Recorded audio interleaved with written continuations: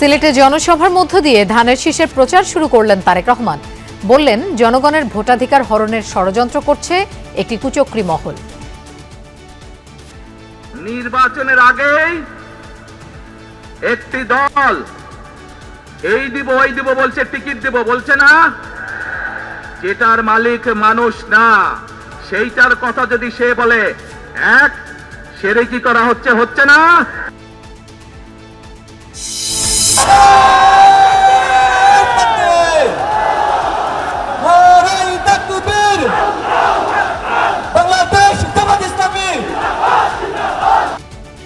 মিরপুরে সমাবেশ থেকে শুরু হলো 10 দলীয় জোটের আনুষ্ঠানিক প্রচার।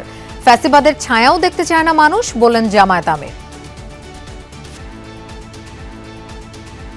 ফ্যাসিবাদ এখন যদি নতুন কোনো জামা পরে আমাদের সামনে আসে, 5 আগস্ট যে পরিণতি হয়েছিল সেই নতুন জামা পরা ফ্যাসিবাদের একই পরিণতি হবে।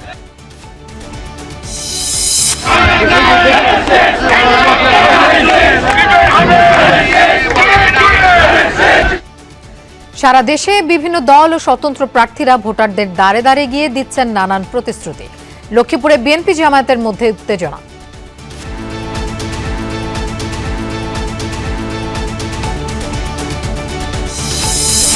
ভোটারদের কাছ থেকে এনআইডি কার্ড নেয়ার সত্যতা পেয়েছে নির্বাচন কমিশন, জানালেন সিনিয়র সচিব। ভোটের আগের দিনও সাধারণ ছুটি ঘোষণা। সুপারিশ বাস্তবায়ন না হলে 1 ফেব্রুয়ারি থেকে সব স্পিনিং মিল বন্ধের ঘোষণা বিটিএম-এর।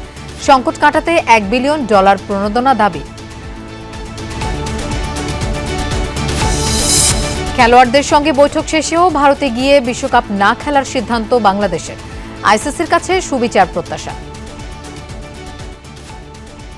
ভারতে বিশ্বকাপ না খেলা এটা আমাদের সরকারের সিদ্ধান্ত।